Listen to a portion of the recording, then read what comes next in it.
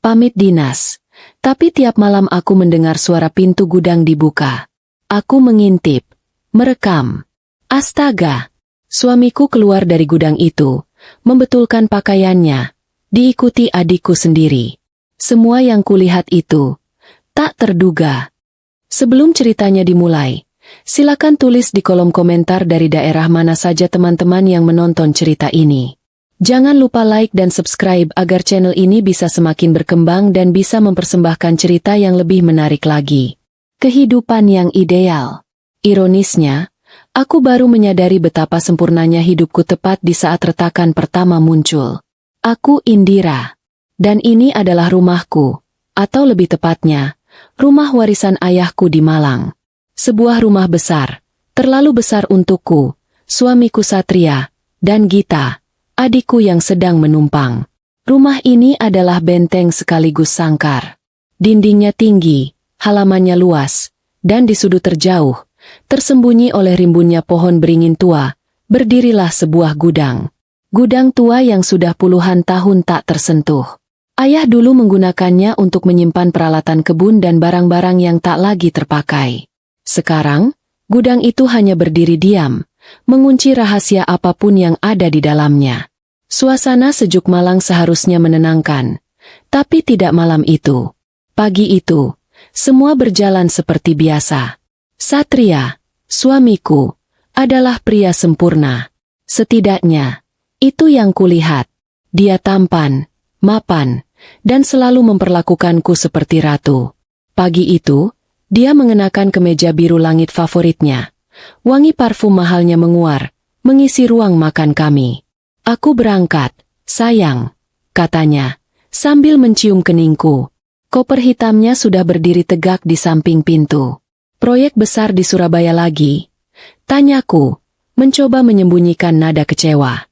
Ini sudah minggu ketiga berturut-turut. Demi masa depan kita, Indira. Jawabnya, senyumnya tak pernah gagal meluluhkan hatiku. Cuma 4 hari. Gita kan ada di sini menemanimu. Kamu nggak akan sendirian. Aku melirik Gita, adikku. Dia sedang mengaduk teh hangat untuk ibu kami, Bu Farah, yang duduk di kursi roda di teras. Ibu memang sedang sakit-sakitan beberapa bulan terakhir. Kondisi fisiknya menurun drastis. Hati-hati ya, Mas, kata Gita, tersenyum manis. Jangan lupa oleh-oleh buat Mbak Indira. Pasti, sahut Satria, mengedipkan sebelah matanya padaku. Aku mengantarnya sampai ke mobil. Dia memelukku sekali lagi. Erat, jaga diri baik-baik. Kunci semua pintu. Jangan lupa minum vitaminmu. Aku mengangguk. Kamu juga hati-hati di jalan. Mobilnya melaju, menghilang di balik gerbang tinggi. Aku berdiri di sana sejenak, merasakan udara pagi Malang yang menusuk kulit. Ada perasaan ganjil yang merayap di hatiku. Perasaan yang cepat-cepat kusingkirkan. Aku pasti hanya rindu. Itu saja. Malam menjelang. Gita pamit masuk kamar lebih dulu. Aku capek banget. Mbak, mau istirahat? Iya, Dek. Selamat tidur. Aku memeriksa ibu. Beliau sudah terlelap di kamarnya. Napasnya terdengar teratur. Setelah memastikan semua pintu dan jendela terkunci, aku kembali ke kamarku di lantai 2. Hujan mulai turun. Awalnya rintik, lalu berubah deras, memukul-mukul jendela kaca kamarku. Aku mencoba membaca buku, tapi pikiranku melayang. Rumah ini terasa begitu kosong tanpa Satria. Hanya ada suara hujan dan detak jam dinding di lorong. Sekitar pukul 1 malam, aku terbangun. Bukan karena mimpi buruk, tapi karena suara itu. Nyik, krek. Suara engsel tua yang dipaksa bergerak. Suara besi berkarat yang saling bergesekan. Jantungku serasa berhenti berdetak. Aku menahan napas, mendengarkan. Suara itu datang dari luar. Dari arah gudang. Aku beringsut dari tempat tidur. Kakiku terasa dingin menyentuh lantai marmer. Aku berjalan pelan ke jendela, menyingkap tirai tebal sedikit. Di luar gelap total. Hujan masih deras, menyamarkan pandangan. Tapi aku bisa melihat siluet gudang itu di kejauhan. berdiri seperti monster hitam yang sedang tidur. Ngii! Suara itu terdengar lagi. Lebih pelan, seolah pintu itu sekarang sudah terbuka. Darahku berdesir. Siapa di luar sana tengah malam begini? Dalam hujan deras? Membuka gudang yang sudah puluhan tahun tak terpakai? Sebagian diriku ingin berteriak memanggil Gita. Tapi sebagian lagi melarangku. Aku takut. Aku meraih ponselku, berpikir untuk menelepon Satria. Tapi apa yang akan kukatakan? Bahwa aku mendengar suara aneh? Dia pasti akan menganggapku paranoid. Aku mencoba meyakinkan diri. Mungkin itu hanya angin. Ya, angin kencang bisa saja membuat pintu tua itu berdecit, meskipun terkunci. Atau mungkin seekor kucing liar yang besar, mencoba berteduh. Aku kembali ke tempat tidur, menarik selimut hingga menutupi kepalaku. Aku mencoba mengabaikan suara jantungku yang berdebar kencang. Aku mencoba mengabaikan bayangan-bayangan yang menari di sudut mataku. Malam itu, aku tidak bisa tidur. Aku terus mendengarkan. Menggu. Tapi tak ada suara lain selain deru hujan. Saat fajar akhirnya menyingsing, aku baru bisa memejamkan mata, meyakinkan diriku bahwa semua itu hanya imajinasiku. Hanya mimpi buruk yang terbawa oleh sepinya rumah dan derasnya hujan. Aku salah. Itu bukan imajinasi. Dan itu baru permulaan. Pagi datang dengan sinar matahari yang pucat, seolah berusaha keras menembus sisa-sisa mendung semalam. Aku terbangun dengan leher kaku dan mata berat. Semalaman aku terjaga, telingaku terus awas mendengarkan, tapi tak ada suara lain yang terdengar selain hujan yang perlahan reda menjelang subuh. Aku merasa konyol. Tentu saja itu angin. Atau kucing. Apalagi, gudang itu terkunci. Aku ingat betul, beberapa bulan lalu aku menyuruh tukang kebun memeriksa gemboknya, dan dia bilang gemboknya masih kuat, meski berkarat. Aku turun untuk sarapan. Gita sudah duduk di meja makan, secangkir kopi mengepul di depannya. Dia terlihat segar, sangat kontras dengan keadaanku. Pagi, Mbak. Sapanya riang. Tidur nyenyak? Tadi malam hujannya deras banget. Yah, sampai kayak ada badai. Pagi. Iya, deras sekali. Jawabku singkat. Aku mengambil selembar roti dan mengolesinya dengan selai. Aku mengamati adikku. Dia terlihat normal. Ponsel di satu tangan, cangkir kopi di tangan lain. Mbak, kayaknya aku bakal sering lembur deh minggu ini, katanya tiba-tiba. Matanya masih terpaku pada layar ponsel. Apartemenku masih direnovasi. Untung ada Mbak. Jadi aku bisa numpang. Lembur? Bukannya proyekmu sudah selesai? Tanyaku. Gita bekerja di sebuah firma desain interior. Ini proyek baru, Mbak. Dadakan. Kliennya besar. Jadi ya harus ekstra. Jelasnya, masih tanpa menatapku. Mungkin aku bakal pulang malam terus. Gak apa-apa kan, Mbak? Sendirian di rumah sama ibu. Gak apa-apa, Git. Kamu fokus saja sama pekerjaanmu. Kataku, meski sejujurnya aku sedikit kecewa. Aku berharap Gita bisa menemaniku di rumah besar ini selagi Satria dinas. Makasih ya, Mbak. Mbak Indira memang kakak terbaik, katanya. Akhirnya mengangkat wajah dan memberiku senyum lebar. Siang itu, aku menghabiskan waktu menemani ibu di teras. Kami bicara tentang banyak hal, tentang masa lalu, tentang bunga-bunga mawar favoritnya. Tapi pikiranku tak bisa jauh-jauh dari gudang itu. Setelah memastikan ibu tidur siang dengan nyaman, rasa penasaranku tak tertahankan lagi. Aku harus memastikannya sendiri. Aku berjalan ke halaman belakang. Udara masih terasa lembab sisa hujan. Rumput basah di bawah sandalku. Semakin dekat aku ke gudang, semakin kencang jantungku berdebar. Gudang itu terlihat persis seperti kemarin. Tua, kusam, dengan ket kayu yang mengelupas di mana-mana. Dan di sana, di pintunya yang besar dan kokoh, tergantung sebuah gembok. Gembok besar dan berkarat. Persis seperti yang kuingat. Aku mendekat. Aku menyentuh gembok itu. Dingin dan basah. Aku menariknya. Gembok itu terkunci rapat. Sangat rapat. Aku bahkan mengguncang-guncang pintunya. Terkunci. Tak bergerak sedikit pun.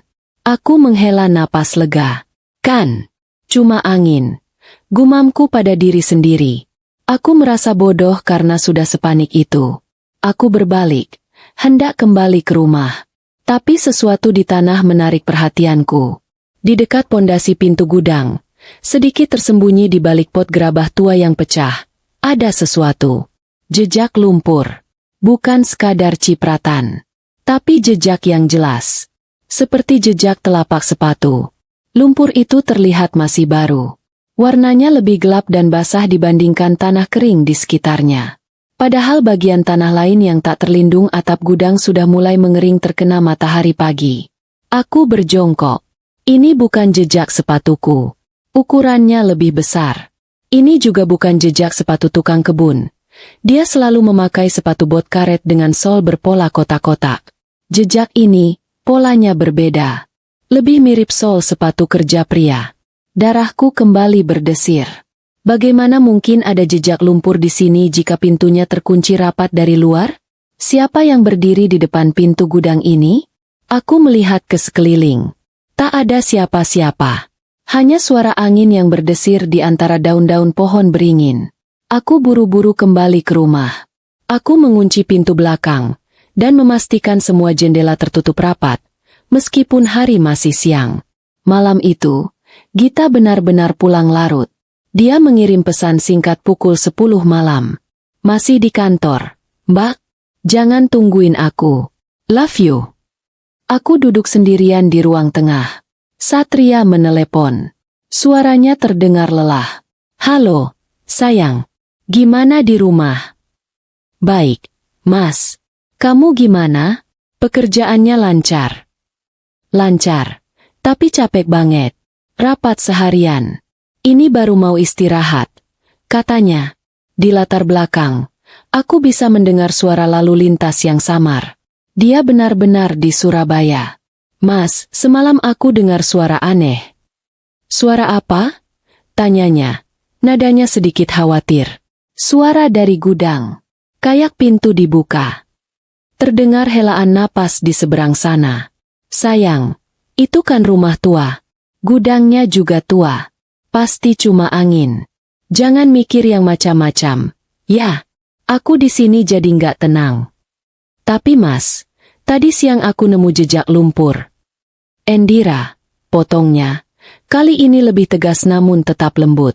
Kamu pasti kecapean. Atau mungkin itu jejak tukang kebun yang lupa kamu lihat kemarin. Sudah, ya. Istirahat. Minum teh hangat. Besok lusa aku pulang. Kita periksa bareng-bareng kalau kamu masih khawatir. Oke. Aku mengalah. Iya, Mas. Maaf ya, bikin kamu khawatir. Nggak apa-apa. Aku sayang kamu. Selamat tidur, ya. Telepon ditutup. Aku merasa sedikit lebih tenang, tapi juga ragu. Malam kedua. Satria masih dinas. Gita, lembur. Aku sendirian di rumah besar ini bersama ibu yang tertidur lelap. Aku tidak mematikan lampu kamarku. Aku sengaja duduk di kursi dekat jendela, menghadap ke halaman belakang. Minggu. Pukul 1 dini hari. Tidak ada hujan. Malam cerah berbintang. Hening. Lalu, suara itu datang lagi. Ngii. Lebih pelan dari semalam.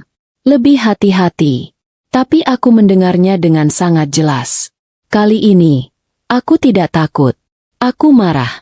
Aku meraih ponselku, membuka aplikasi kamera, dan mengarahkannya ke gudang. Tapi terlalu gelap. Aku tidak bisa melihat apa-apa. Lalu, aku mendengarnya lagi. Crack. Suara pintu ditutup. Jantungku berdebar begitu kencang hingga terasa sakit. Aku duduk mematung di kursi, menatap kegelapan di mana gudang itu berada. Pola ini terulang. Suamiku pergi. Adikku pergi. Suara itu datang. Ini bukan angin. Ini bukan kucing. Dan ini jelas bukan imajinasiku. Seseorang, atau sesuatu, ada di gudang itu. Dan mereka masuk saat mengira aku sudah tidur lelap. Pagi harinya, aku tidak langsung memeriksa gudang. Aku menunggu. Aku menunggu Gita bangun. Dia baru pulang pukul 3 pagi. Aku mendengarnya masuk dengan sangat pelan. Dia turun untuk sarapan pukul 9. Terlihat sangat lelah. Lembur lagi, Git? Tanyaku, berusaha senormal mungkin. Iya, Mbak. Gila, kliennya rese banget. Revisi terus. Keluhnya sambil menguap. Aku mau tidur lagi ya, Mbak? Ngantuk berat. Dia kembali ke kamarnya. Sekarang, aku mengambil langkah mantap ke halaman belakang. Aku tidak peduli lagi. Aku tiba di depan gudang. Gembok itu masih di sana. Terkunci. Tapi jejak lumpur yang kemarin sudah agak kering, kini bertambah. Ada jejak baru yang tumpang tindih di atasnya. Lebih segar. Lebih basah. Seseorang telah kembali ke sini tadi malam. Mereka bisa masuk dan keluar dari gudang ini, sementara gembok besar itu tetap tergantung manis di pintunya. Bagaimana? Pikiranku buntu. Aku menatap pintu kayu yang kokoh itu. Lalu mataku menangkap sesuatu. Di bagian bawah pintu, sangat dekat dengan tanah, ada celah kecil. Tidak, bukan celah. Sebuah jejak gesekan.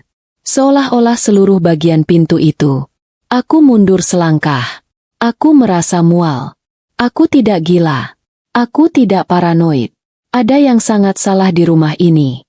Aku mengeluarkan ponselku. Tapi aku tidak menelepon Satria. Aku mencari nama lain di kontakku. Reka, sahabat lamaku. Seorang ahli IT. Aku harus tahu apa yang sebenarnya terjadi. Dan aku butuh bukti. Satria pulang 2 hari kemudian. Persis seperti yang dia janjikan. Dia masuk rumah membawa senyum cerah, koper di satu tangan, dan sekotak besar oleh-oleh pia khas Surabaya di tangan lainnya. Dia memelukku erat, mencium puncak kepalaku. Wangi parfumnya yang familiar bercampur dengan aroma lelah. Aku pulang, sayang. Kangen banget. Bisiknya di telingaku. Aku memaksakan senyum. Selamat datang kembali, Mas. Pelukan itu terasa berbeda. Pelukan yang sama yang selama ini memberiku rasa aman, kini terasa seperti lilitan. Aku merasakan kemejanya, memikirkan apakah dia memakai kemeja yang sama saat dia. Tidak. Aku harus tenang. Gimana rumah? Aman? Kamu nggak dengar suara-suara aneh lagi kan? Tanyanya sambil melepas sepatu. Dia terlihat tulus. Dia terlihat khawatir.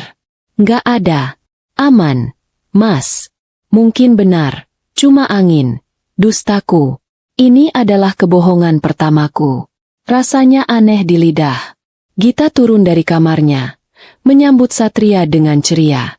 Wah, Mas Satria pulang. Oleh-olehnya mana? Mas? Mbak Indira pasti dijagain makannya. Kan? Pasti dong.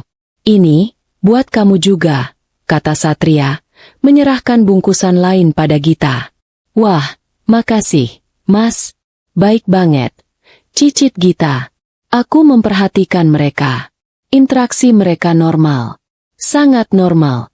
Satria bersikap seperti kakak ipar yang baik. Gita bersikap seperti adik ipar yang sopan. Tidak ada tatapan curi-curi. Tidak ada sentuhan yang salah. Tidak ada apa-apa.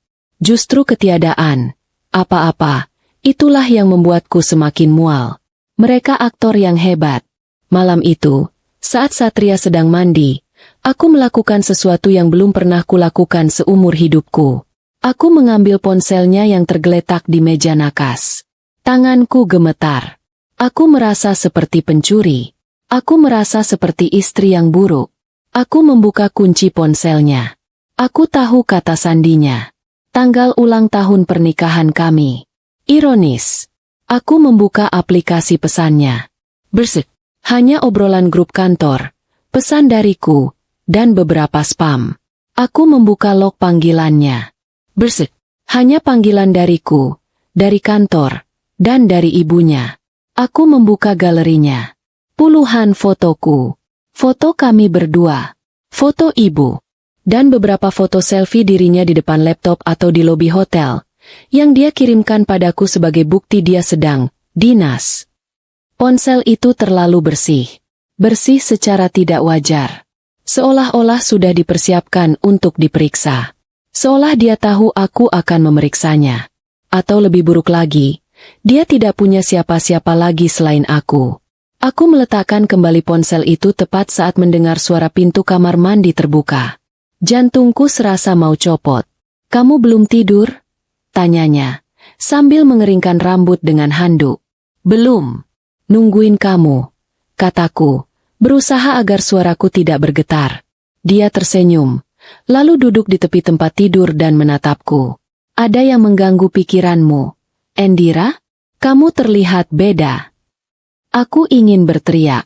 Aku ingin melempar ponsel itu ke wajahnya. "Kamu pembohong." Tapi aku tidak punya bukti.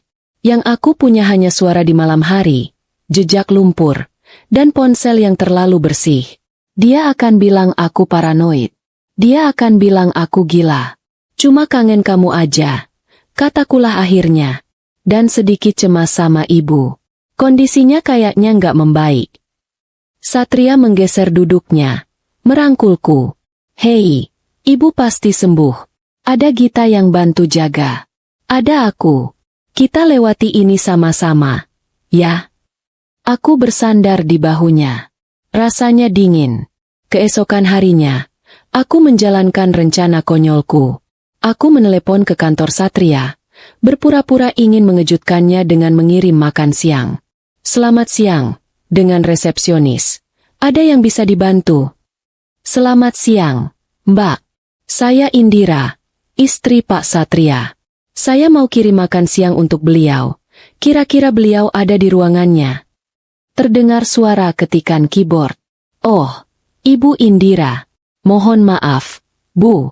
Pak Satria sedang tidak di kantor. Beliau kan sedang dinas luar kota, Bu. Ke Surabaya. Ada proyek besar di sana. Sudah hampir 3 minggu ini bolak-balik." Darahku mengalir deras ke telingaku. Oh, iya. Saya lupa. Mbak, maaf. Saya lagi sedikit pelupa akhir-akhir ini. Makasih ya, Mbak." "Iya, Bu. Sama-sama." Telepon ditutup. Aku terduduk di sofa. Jadi, kantornya mengonfirmasi. Resepsionis itu bilang dia di Surabaya. Tapi telingaku sendiri mendengar suara di gudang. Mataku sendiri melihat jejak lumpur. Siapa yang harus kupercayai? Telingaku? Atau konfirmasi resmi dari kantornya? Aku merasa gila. Benar-benar gila. Aku mulai meragukan kewarasanku sendiri. Mungkinkah aku salah dengar? Mungkinkah jejak lumpur itu memang jejak tukang kebun? Mungkinkah aku begitu kesepian dan paranoid sampai menciptakan skenario pengkhianatan di kepalaku sendiri? Aku menatap diriku di cermin besar di ruang tamu. Wanita di cermin itu terlihat pucat, lelah, dengan mata yang liar. Aku tidak mengenalinya. Gita masih sibuk dengan dunianya. Lembur menjadi rutinitas barunya. Dia hampir tidak pernah di rumah saat malam hari. Satria, sebaliknya, menjadi suami yang lebih perhatian. Dia lebih sering di rumah, membawakanku bunga, mengajakku makan malam. Seolah-olah dia tahu aku sedang goyah dan berusaha memperbaikinya. Atau seolah-olah dia sedang menenangkanku. Membuatku lengah. Kecurigaan ini menggerogoti aku dari dalam.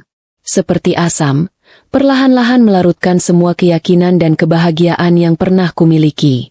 Malam itu, Satria ada di rumah. Kami menonton film di kamar. Gita sedang lembur. Rumah hening. Tidak ada suara ngiik dari gudang. Tidak ada suara engsel berkarat. Hening. Dan keheningan itu adalah jawaban yang kubutuhkan. Pola itu jelas. Suara itu hanya muncul saat Satria, Dinas, dan Gita lembur. Saat mereka berdua tidak ada. Kecurigaanku bukan lagi tentang orang luar yang menyelinap masuk. Kecurigaanku kini bergeser. Aku tidak bisa menahannya lagi. Aku butuh seseorang untuk bicara. Seseorang yang tidak akan menilaiku. Seseorang yang tidak akan menyebutku gila. Keesokan paginya, aku bilang pada Satria aku ingin mengunjungi teman lama. Dia tidak curiga.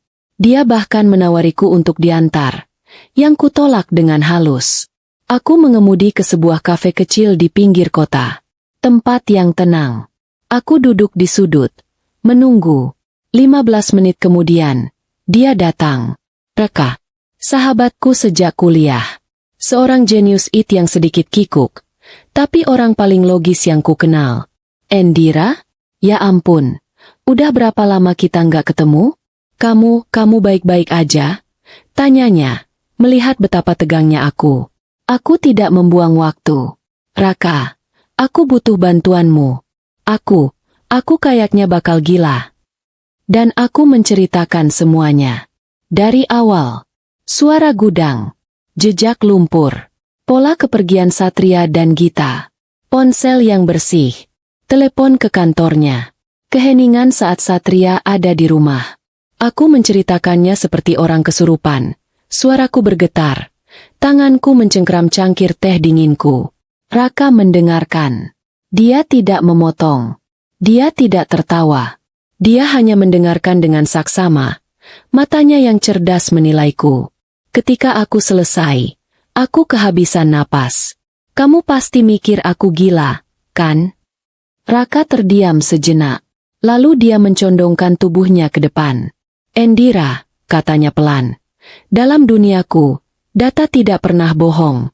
Dan kamu baru saja memberiku banyak sekali data. Data apa? Ini cuma perasaanku. Isaku. Bukan. Itu pola. Katanya tegas. Suara hanya ada saat A dan B pergi. Suara tidak ada saat A ada. Itu adalah sebuah pola yang jelas. Jejak lumpur adalah bukti fisik. Ponsel yang terlalu bersih adalah anomali.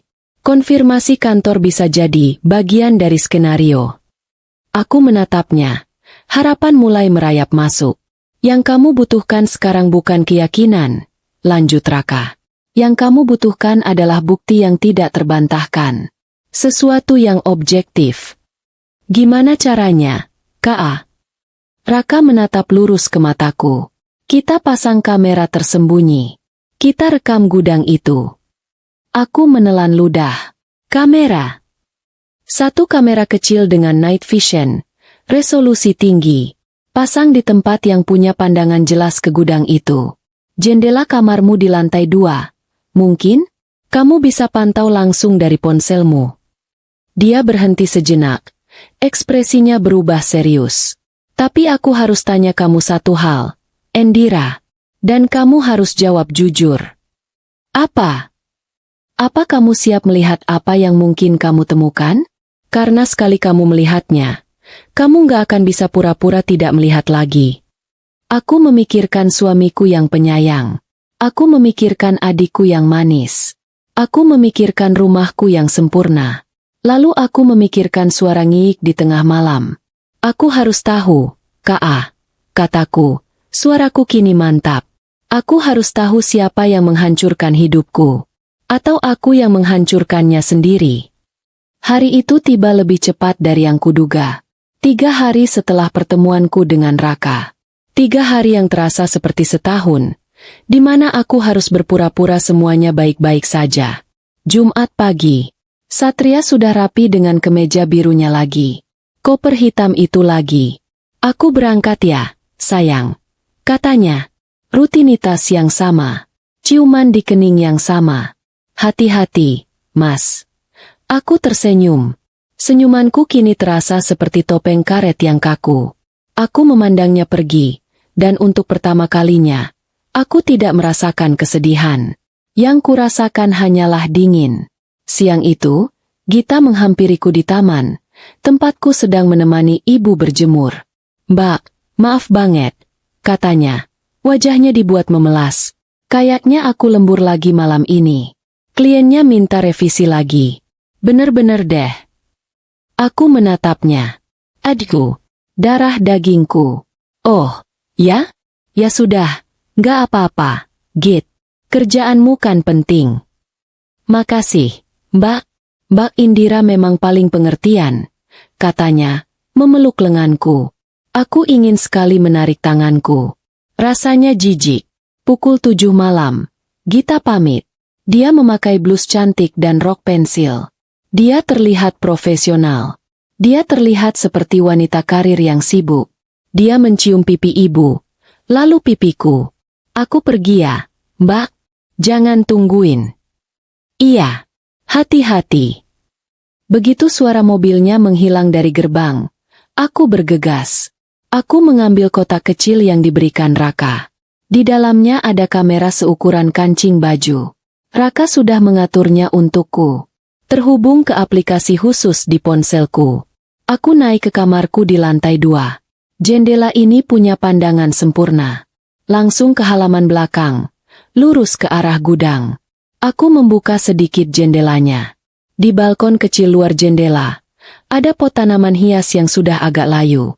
Dengan tangan gemetar, aku menyelipkan kamera itu di antara daun-daun kering. Aku mengaturnya agar lensanya mengarah tepat ke pintu gudang. Aku kembali ke dalam, menutup tirai, menyisakan celah kecil untukku mengintip. Aku membuka aplikasi di ponselku. Gambarnya muncul. Hitam putih, berkat mode malam. Sedikit berbintik, tapi jelas. Aku bisa melihat pintu gudang itu dengan jelas. Sekarang, tinggal menunggu. Rumah terasa begitu hening. Ibu sudah tidur sejak pukul 8, setelah minum obatnya. Hanya ada aku dan kegelapan. Jam di dinding berdetak. Pukul 10 malam. Tidak ada apa-apa. Halaman tetap kosong. Pukul 11 malam. Mataku mulai perih. Keraguan mulai merayap lagi. Mungkin malam ini mereka tidak datang. Mungkin aku salah pasang kamera. Mungkin aku memang sudah gila. Pukul 12 malam. Aku hampir menyerah. Aku menguap. Mungkin aku harus tidur. Pukul 1 dini hari. Tepat pukul 1. Aku mendengarnya. Bahkan dari lantai 2. Dengan jendela tertutup rapat. Ngii. Mataku terbelalak. Terpaku pada layar ponsel. Dan di sanalah. Pintu gudang itu. Pintu yang terkunci rapat dengan gembok besar dari luar. Pintu yang seharusnya tidak bisa dibuka. Bergerak. Pintu itu terbuka. Pelan. Dari dalam. Jantungku berhenti berdetak. Aku menahan napas. Sesosok bayangan keluar dari kegelapan gudang. Seorang pria. Pria itu melangkah keluar ke halaman. Ke tempat cahaya bulan yang remang-remang menyentuhnya. Aku tidak perlu melihat wajahnya. Aku kenal postur tubuhnya. Aku kenal cara dia bergerak. Satria. Dia tidak memakai kemeja biru yang dia pakai saat berangkat dinas. Dia memakai kaos oblong gelap yang memeluk tubuhnya. Dia berdiri sejenak, membelakangi kameraku, seolah meregangkan badan. Dia mengusap rambutnya ke belakang. Lalu dia membetulkan pakaiannya. Dia menarik kaosnya ke bawah, merapikan celana panjangnya. Dia terlihat santai. Dia terlihat lega. Pikiranku kosong. Aku tidak bisa memproses ini. Dia tidak di Surabaya. Dia tidak pernah pergi. Dia berbohong. Dia bersembunyi di gudang? Selama ini? Tapi kenapa? Getaran di tanganku begitu hebat hingga ponselku hampir jatuh. Aku memaksakan jariku untuk menekan tombol. Rekam. Aku harus merekam ini. Aku merekam. Lalu, saat aku pikir duniaku sudah tidak bisa lebih hancur lagi, sosok kedua keluar dari gudang. Sosok yang lebih kecil. Lebih ramping. Seorang wanita. Wanita itu melangkah keluar, berdiri di samping Satria. Cahaya bulan menyinari rambutnya yang panjang tergerai. Aku mengenalinya. Napasku tercekat di tenggorokan. Rasanya seperti ada tangan es yang meremas jantungku. Gita. Adikku. Dia tidak memakai pakaian kerjanya. Dia memakai, ya Tuhan, dia memakai kemeja. Kemeja pria. Kemeja yang kukenali sebagai salah satu kemeja Satria yang tergantung di lemari kami. Kemeja itu kebesaran di tubuhnya.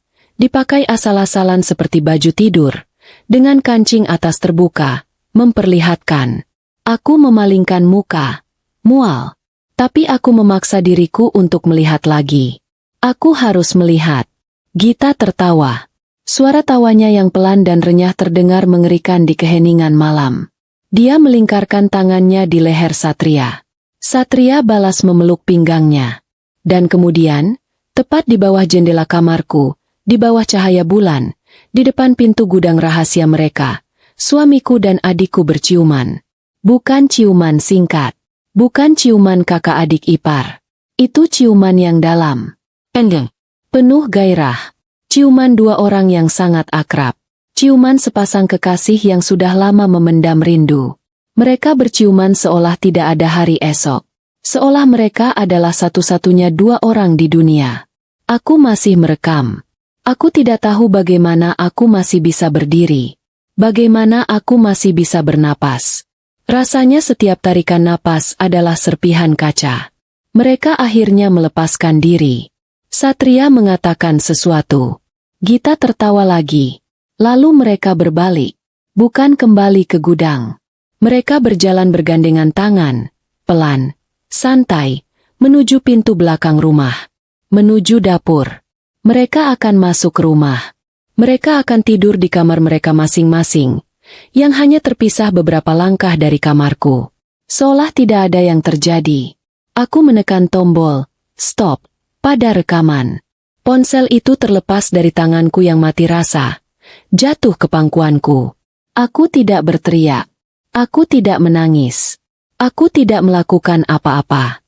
Aku hanya duduk di sana, dalam kegelapan kamarku. Hempa. Duniaku tidak runtuh. Kata itu terlalu lembut. Duniaku menguap. Lenyap dalam sekejap. Digantikan oleh lubang hitam yang dingin dan tak berdasar. Pria yang kunikahi. Wanita yang berbagi darah denganku. Dua orang yang paling kucintai dan paling kupercayai di dunia ini. Mereka tidak hanya berselingkuh. Mereka melakukannya di bawah hidungku. Di rumahku sendiri. Di warisan ayahku. Mereka mempermainkanku. Mereka menertawakanku. Aku menatap layar ponselku. Video itu tersimpan di sana. Bukti kebohongan mereka. Bukti pengkhianatan mereka. Rasa sakit yang tadinya begitu hebat, yang membuatku nyaris pingsan, perlahan surut. Dan di tempatnya yang kosong, sesuatu yang lain mulai tumbuh. Sesuatu yang dingin. Sesuatu yang tajam. Sesuatu yang gelap. Bukan lagi kesedihan. Ini adalah amarah. Amarah yang murni dan membara. Mereka pikir aku bodoh. Mereka pikir aku lemah. Mereka salah. Aku duduk dalam gelap. Entah berapa lama. Mungkin 10 menit. Mungkin 1 jam. Waktu kehilangan artinya. Yang ada hanya layar ponsel di pangkuanku. Layarnya sudah mati. Tapi bayangan video itu terpatri di mataku. Astaga! Suamiku keluar dari gudang itu sambil membetulkan pakaiannya. Diikuti adikku sendiri. Rekaman itu. Suara tawa Gita. Cara Satria merapikan celananya. Ciuman itu. Rasanya seperti ada yang menancapkan pisau es ke dadaku. Lalu memutarnya perlahan. Dinginnya menjalar. Membekukan darahku. Membuatku kaku. Aku tidak bisa menangis. Air mata terasa seperti kelemahan yang tidak pantas kuberikan pada mereka. Aku mendengar suara pintu di lantai bawah. Pelan. Lalu suara langkah kaki. Gita. Dia kembali ke kamarnya. Beberapa menit kemudian, langkah kaki yang lain. Satria. Dia masuk ke kamar mandi di seberang lorong. Mereka ada di rumah ini. Mereka tidur di bawah atap yang sama denganku. Itu. Keinginan pertama yang meledak di benakku adalah kehancuran. Aku ingin mengambil ponsel ini, menyerbu ke kamar Gita, menyalakan lampunya, dan melemparkan ponsel ini ke wajahnya. Aku ingin dia melihat apa yang kulihat. Lalu aku ingin berlari ke kamar mandi, mendobrak pintunya, dan menunjukkannya pada Satria. Aku ingin melihat wajah mereka. Aku ingin melihat kepanikan mereka. Aku ingin mereka tahu bahwa aku tahu. Aku ingin mereka menderita. Tanganku sudah mengepal. Kakiku sudah bergerak. Siap bangkit dari kursi. Aku akan melakukannya. Aku akan mengakhiri sandiwara ini malam ini juga. Lalu, dari kamar sebelah kamarku, aku mendengar suara. Uhuk, uhuk. Suara batuk yang kering dan lemah. Ibu. Aku membeku. Semua amarah, semua keinginan untuk menghancurkan, mendadak surut. Tergantikan oleh rasa dingin yang lain. Rasa dingin yang menusuk tulang. Ibu, kondisinya yang terus memburuk. Obat-obatan yang disiapkan Gita setiap malam. Wajah Gita yang selalu tersenyum manis saat menyuapi ibu. Diminum ya, Bu, biar cepat sembuh. Gita, yang baru saja keluar dari gudang, memakai kemeja suamiku. Logika, sebuah kata yang aneh, yang tiba-tiba muncul di tengah badai emosiku. Luka dan logika. Jika aku melabrak mereka sekarang, apa yang akan terjadi? Mereka akan panik. Mereka akan menyangkal. Video itu cuma salah paham. Mbak, Mas Satria kedinginan. Aku pinjamkan kemeja. Bohong. Mereka akan berbohong. Mereka akan memutarbalikkan fakta. Mereka akan menyebutku gila, pencemburu, paranoid. Dan jika ada sesuatu yang lebih besar dari sekadar perselingkuhan murahan, jika batuk ibu ada hubungannya dengan mereka, maka melabrak mereka sekarang adalah hal terbodoh yang bisa kulakukan. Aku akan memberi mereka peringatan. Aku akan memberi mereka waktu untuk menutupi jejak mereka. Aku akan memberi mereka kesempatan untuk apa? Untuk menyelesaikan apapun yang mereka rencanakan. Rasa mual kembali menghantamku, lebih hebat dari sebelumnya. Ini bukan lagi tentang hati yang hancur. Ini tentang sesuatu yang jauh lebih gelap. Aku menyimpan ponselku. Aku menghapus air mata yang tidak kusadari sudah menggenang di pelupuk mataku. Aku menarik napas dalam-dalam. Aku harus menahan diri. Aku harus lebih pintar dari mereka. Jika mereka bisa bersandiwara selama ini, maka aku juga bisa. Aku harus mengumpulkan bukti. Bukan hanya bukti perselingkuhan. Aku butuh bukti yang bisa mengunci mereka selamanya. Aku butuh Raka. Pagi harinya, aku bersikap seolah tidak terjadi apa-apa. Ini adalah penampilan terberat dalam hidupku. Aku turun untuk sarapan. Gita sudah di sana, tersenyum cerah. Pagi, Mbak. Nyenyak tidurnya. Aku ingin sekali menyiram wajahnya dengan kopi panas. Tapi aku hanya tersenyum. Pagi. Lumayan. Kamu semalam pulang jam berapa? Katanya lembur. Dia sedikit tegang. Hanya sepersekian detik. Tapi aku melihatnya. Iya, Mbak. Jam 2 pagi baru sampai. Gila, capek banget. Bohong. Dia pulang pukul 1 lewat sedikit. Bersamaku suamiku. Kasihan, kataku. Suaraku kubuat penuh simpati. Nanti Mbak pijitin, ya? Satria muncul. Sudah rapi dengan pakaian kantor. Bukan pakaian dinas. Dia mencium keningku. Pagi, sayang. Kulitku meremang. Rasanya seperti disentuh ular. Tapi aku memaksakan diri untuk tidak menghindar. Pagi, Mas. Semalam kamu tidur cepat, ya? Mas ketuk pintu kamar. Kamu nggak jawab. Katanya. Jantungku berdebar. Dia mengetuk. Kapan? Oh, ya? Maaf, Mas. Aku capek banget. Langsung tidur. Nggak apa-apa. Dia tersenyum. Hari ini aku ada rapat di kantor pusat. Mungkin pulang agak sore. Kamu nggak apa-apa di rumah? Nggak apa-apa, kataku. Sempurna. Setelah mereka berdua pergi, Satria ke kantor sungguhan, Gita ke pekerjaan sungguhannya. Aku segera menelepon Raka. Aku sudah dapat rekamannya, kataku begitu dia mengangkat telepon. Suaraku datar. Hening sejenak di seberang sana. Seburuk itu. Lebih buruk. Temui aku di tempat kemarin. 1 jam lagi. Aku menunjukkan video itu padanya di kafe yang sepi. Aku tidak melihat layarnya. Aku tidak sanggup. Aku hanya memperhatikan wajah Raka. Wajahnya mengeras. Dia mengumpat pelan. Brengsek. Suamimu dan adikmu sendiri, Endira. Aku mengangguk. Menelan ludah yang terasa pahit. Itu baru setengahnya. Maksudmu? Aku nggak melabrak mereka, kataku. Semalam, aku sadar. Ibuku. Kondisinya makin parah. Gita yang merawatnya. Gita yang siapkan obatnya. Mata Raka melebar. Endira, Jangan bilang. Aku nggak tahu, Kak. Potongku cepat. Tapi instingku bilang ini lebih besar dari sekadar seks di gudang. Mereka nggak mungkin sebodoh itu. Mengambil risiko ketahuan hanya untuk itu. Raka terdiam. Dia memutar ulang video itu. Lagi. Dan lagi. Tapi kali ini, dia tidak melihat ke arah Satria dan Gita. Dia menyipitkan mata, melihat sesuatu yang lain. Tunggu, katanya. Dia memperbesar video itu. Gambarnya pecah, tapi masih terlihat. Lihat apa? Tanyaku, terpaksa ikut melihat. Bukan mereka. Raka menunjuk ke sudut atas rekaman. Di dekat atap gudang, di bagian yang gelap. Lihat itu. Aku menyipitkan mata. Apa? Aku nggak lihat apa-apa. Itu, katanya. Jarinya menekan layar. Lihat uap ini? Samar banget. Tapi konsisten. Lihat, mengepul pelan. Itu bukan asap rokok. Aku melihatnya. Ya, gumpalan tipis yang bergerak. Itu bukan gudang biasa. Endira, kata Raka, suaranya serius.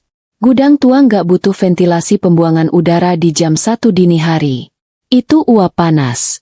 Atau pembuangan kimia. Uap dari sesuatu yang dimasak.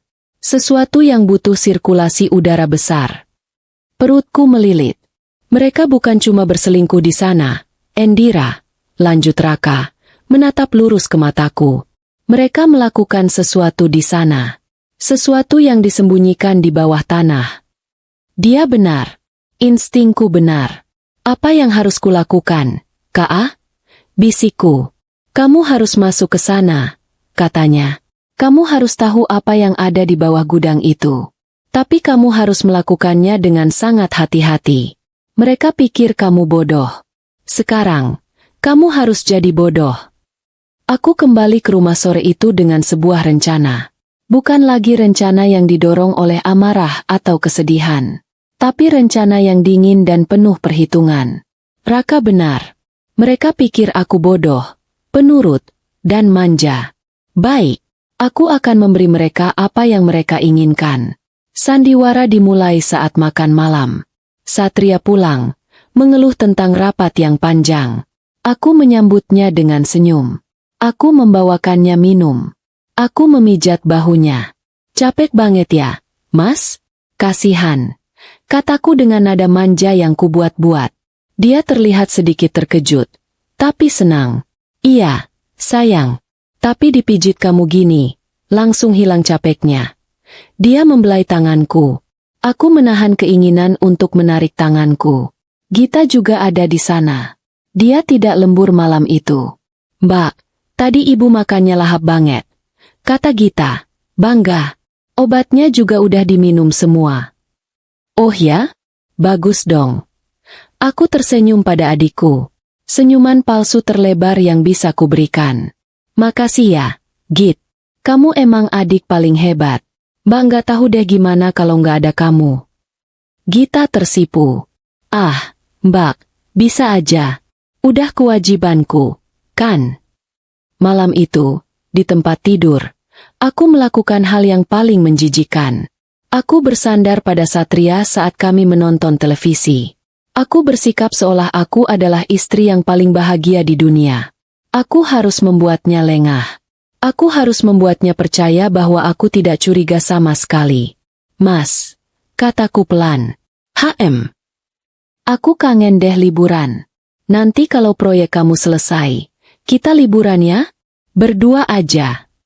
Dia menoleh, tersenyum. Pasti, sayang. Kamu mau kemana? Ke Bali lagi. Terserah Mas aja.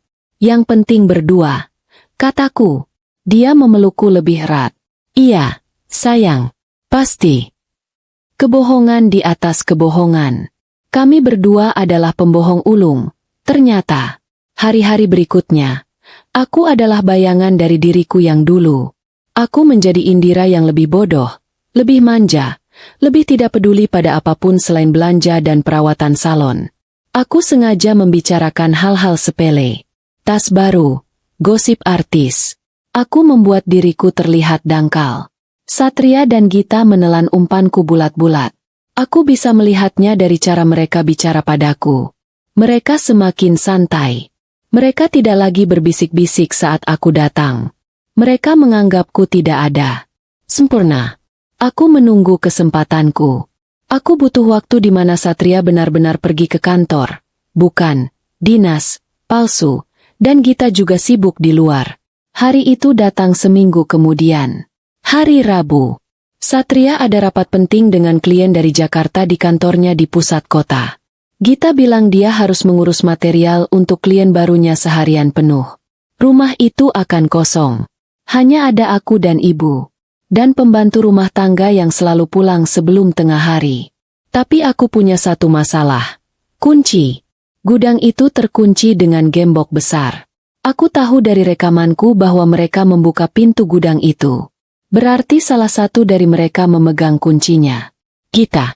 Aku yakin Gita yang membawanya. Dia lebih ceroboh daripada Satria.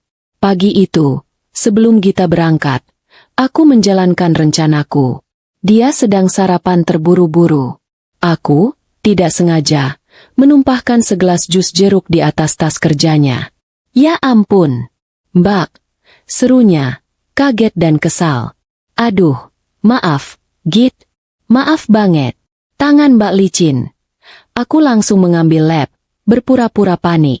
Sini, biar Mbak bersihkan. Aduh, ini tasku mahal, Mbak. Nanti lengket.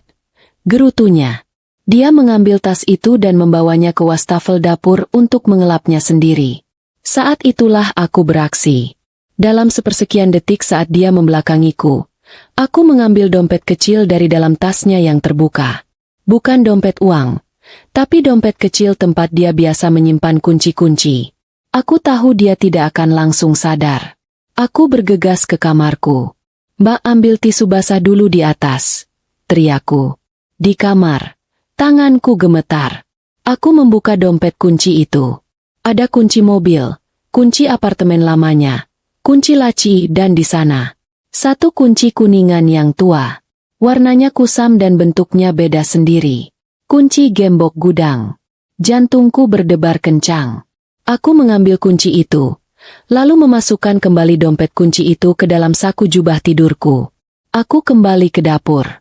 Gita masih menggerutu sambil mengeringkan tasnya. Maaf ya, Git. Nanti Mbak ganti deh kalau rusak. Kataku, pura-pura merasa bersalah. Nggak usah, Mbak. Tapi lain kali hati-hati dong. Katanya ketus. Aku mengembalikan dompet kuncinya ke dalam tas saat dia tidak melihat. Dia tidak akan sadar kunci itu hilang sampai dia membutuhkannya lagi. Dan saat itu, aku harap semuanya sudah terlambat. Pukul 11 siang. Pembantu sudah pulang. Ibu sedang tidur siang di kamarnya. Aku sendirian. Aku menggenggam kunci kuningan itu. Rasanya dingin di telapak tanganku yang berkeringat. Aku berjalan ke halaman belakang. Matahari bersinar terik, membuat suasana semakin mencekam. Pohon beringin itu terlihat seperti penjaga yang menakutkan. Aku berdiri di depan pintu gudang. Gembok besar berkarat itu tergantung di sana. Sebuah lelucon yang kejam. Aku memasukkan kunci itu ke lubang gembok. Tanganku gemetar hebat sampai aku harus mencobanya 2 kali. Klik. Bunyi pelan itu terdengar seperti ledakan di keheningan siang hari. Aku menarik kunci. Gembok itu terbuka. Aku melepaskan gembok itu dari kaitnya. Berat. Sekarang, pintunya. Aku menarik gagang kayu yang sudah lapuk itu. Pintunya berat. Aku harus menggunakan seluruh kekuatanku. Ngii. Suara engsel yang sama persis seperti yang kudengar di malam hari. Kali ini, aku yang membuatnya. Pintu itu terbuka. Udara di dalam gudang langsung menerpaku. Bau debu yang pekat, bau kayu lapuk, bau apek, dan sesuatu yang lain. Bau samar yang tajam. Bau bahan kimia. Gelap. Meskipun di luar terang, di dalam sini sangat gelap. Mataku butuh beberapa saat untuk beradaptasi. Aku melangkah masuk. Lantainya tanah yang dipadatkan, bercampur semen yang pecah-pecah. Di sekelilingku ada tumpukan barang-barang lama milik ayahku. Perabot tua yang ditutupi kain putih, kardus-kardus yang sudah lapuk, peralatan kebun yang berkarat. Aku menyalakan senter dari ponselku. Aku berjalan pelan, menyusuri ruangan. Debu di mana-mana. Sarang laba-laba. Tidak ada tanda-tanda kehidupan. Tapi uap itu, rekaman Raka. Pasti ada sesuatu di bawah tanah. Aku mencari. Mataku menyapu setiap sudut.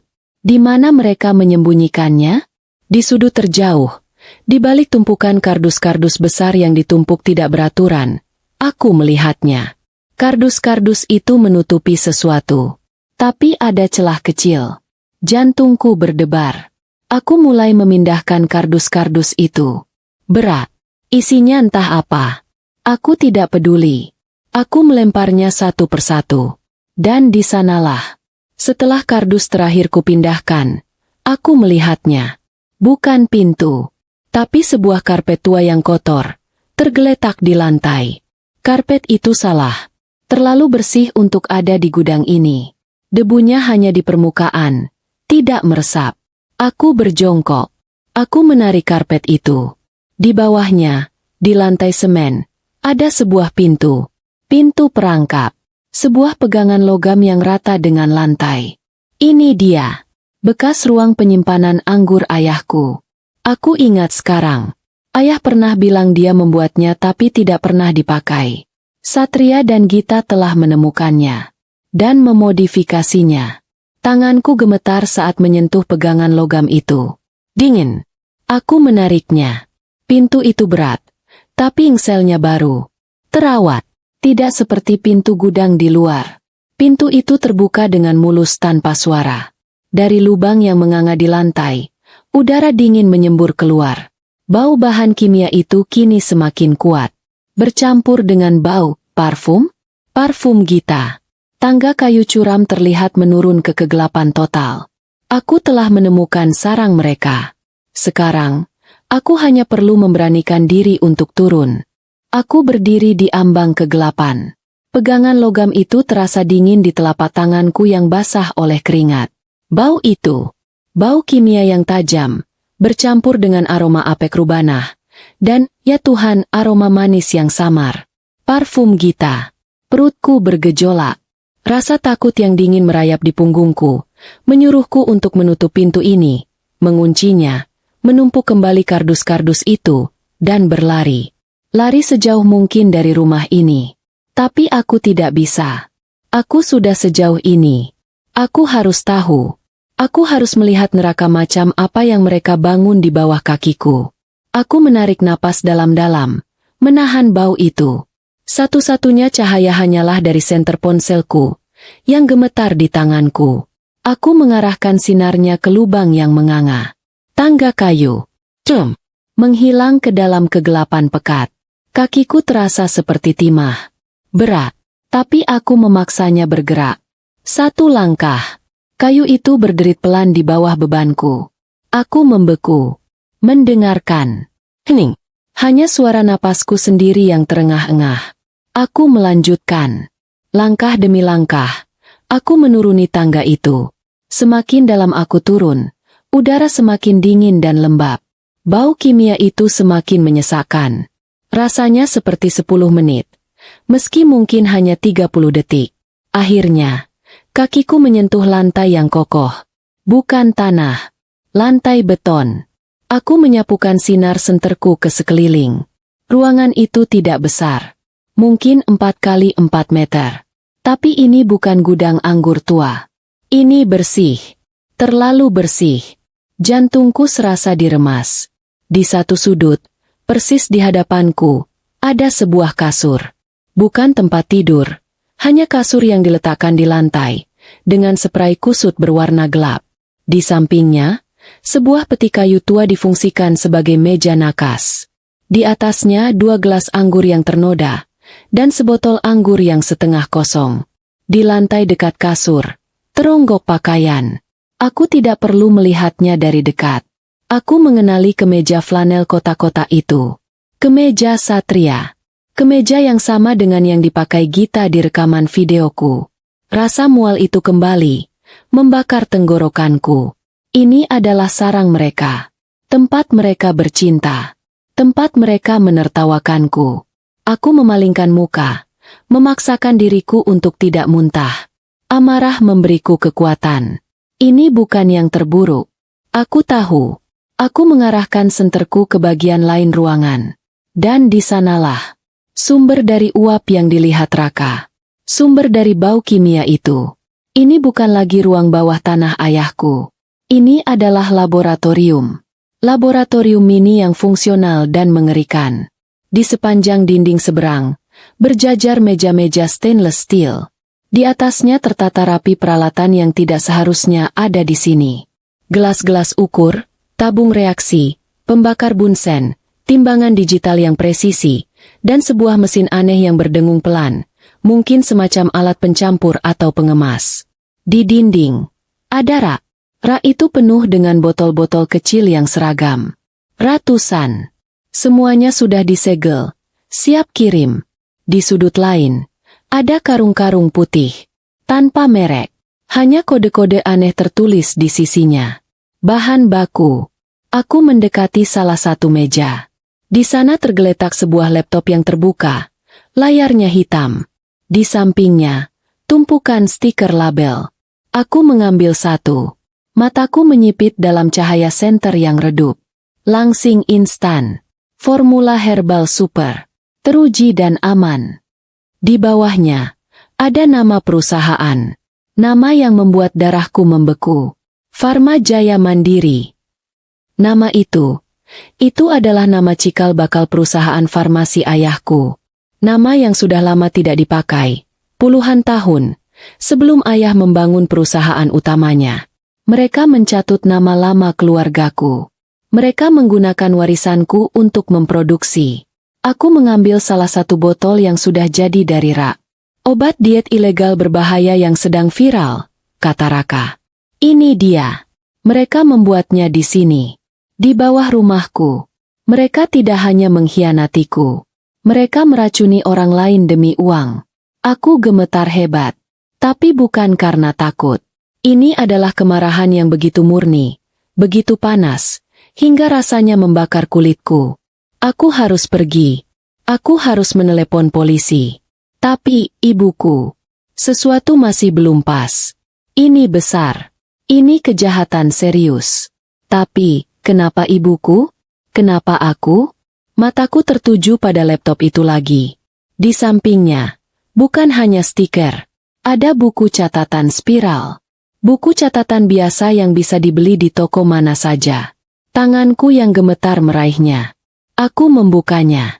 Halaman pertama penuh dengan angka. Perhitungan. Formula. Gram. Mililiter. Margin keuntungan. Nama-nama distributor. Aku membalik halaman. Dan di sanalah. Judul di halaman baru itu ditulis dengan spidol merah. Jurnal eksperimen. Di bawahnya, ada dua subjudul, Subjek F, dan Subjek I. Aku tidak perlu berpikir. Aku tahu. F untuk Farah, ibuku. I untuk Indira. Aku. Jantungku seperti berhenti berdetak. Aku membaca. Hari 1, Subjek F dosis 0,2 mg, arsen. Dicampur dalam teh malam. Efek. Tidak ada yang terlihat. Subjek tidur seperti biasa. Hari 3. Subjek I dosis 0,1 mg, arsen. Dicampur dalam vitamin pagi. Efek. Subjek mengeluh pusing ringan. Dianggap kelelahan. Sempurna. Hari 5. Subjek F dosis dinaikkan 0,4 mg. Efek. Mual ringan di pagi hari. Batuk kering. Gita melaporkan Subjek F mengira ini hanya masuk angin biasa. Hari 10. Subjek I dosis 0,2 mg. Efek. Letargi. Subjek terlihat pucat dan kurang tidur. Satria berhasil meyakinkan subjek bahwa dia hanya stres. Aku terus membaca. Halaman demi halaman. Tulisan tangan yang rapi. Aku tidak tahu itu tulisan Satria atau Gita. Tapi itu tidak penting, merinci dengan dingin bagaimana mereka meracuniku dan ibuku. Pelan, perlahan, dosis rendah yang konsisten. Tujuannya jelas. Mereka tidak hanya ingin aku sakit. Mereka tidak hanya ingin ibu sakit. Di halaman terakhir, ada sebuah rencana. Sebuah garis waktu. Target kematian subjek F. Tanggal, sebulan dari sekarang. Penyebab, gagal jantung. Alami. Target kematian subjek I. Tanggal, 3 bulan dari sekarang. Penyebab, gagal ginjal. Alami. Aset terkonsolidasi. Semua warisan jatuh ke Gita sebagai satu-satunya ahli waris yang tersisa setelah Satria menikahinya. Rencana 2 tahun berhasil. Aku menjatuhkan buku itu. Buku itu jatuh ke lantai dengan suara blap yang pelan, tapi di telingaku itu terdengar seperti ledakan. Mereka akan membunuhku. Mereka akan membunuh ibuku. Ini bukan hanya tentang perselingkuhan. Ini bukan hanya tentang uang. Ini adalah rencana pembunuhan berencana yang keji, dingin, dan sudah berjalan berbulan-bulan. Rasa takut itu hilang. Lenyap. Yang tersisa hanyalah es. Aku harus keluar dari sini. Tapi aku tidak bisa pergi dengan tangan kosong. Jurnal itu. Aku harus mengambilnya. Bodoh. Jika aku mengambilnya, mereka akan tahu saat mereka kembali.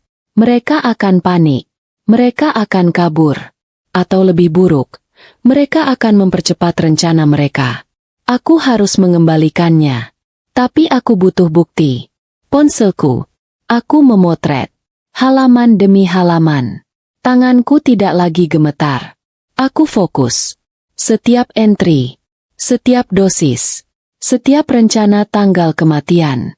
Aku memotret label obat diet itu. Aku memotret karung-karung bahan baku. Aku memotret tumpukan botol. Lalu aku melihatnya. Di sebelah laptop. Sebuah hard disk eksternal kecil.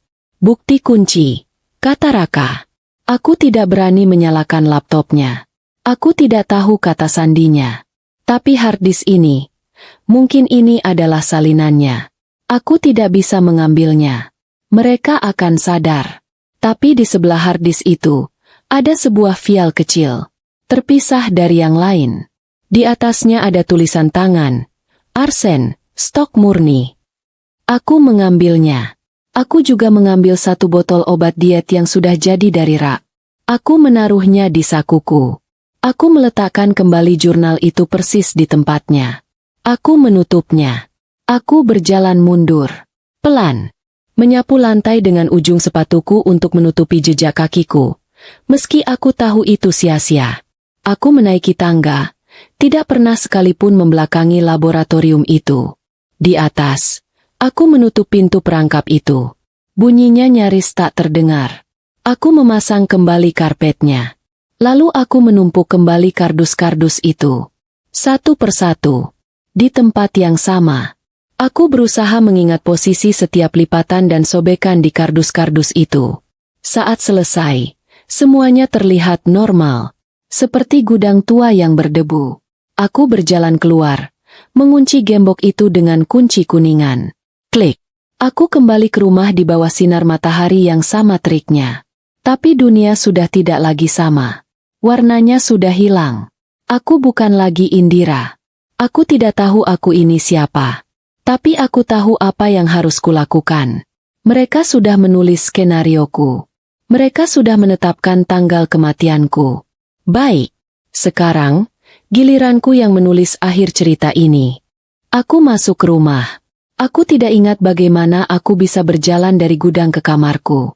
Kakiku bergerak sendiri. Pintu kamar tertutup. Terkunci. Aku bersandar di pintu. Punggungku dingin menempel di kayu. Lalu, tubuhku menyerah. Aku berlari ke kamar mandi. Aku muntah. Aku memuntahkan semua sarapan yang tidak kuingat ku makan. Aku memuntahkan semua ilusi tentang hidupku yang sempurna.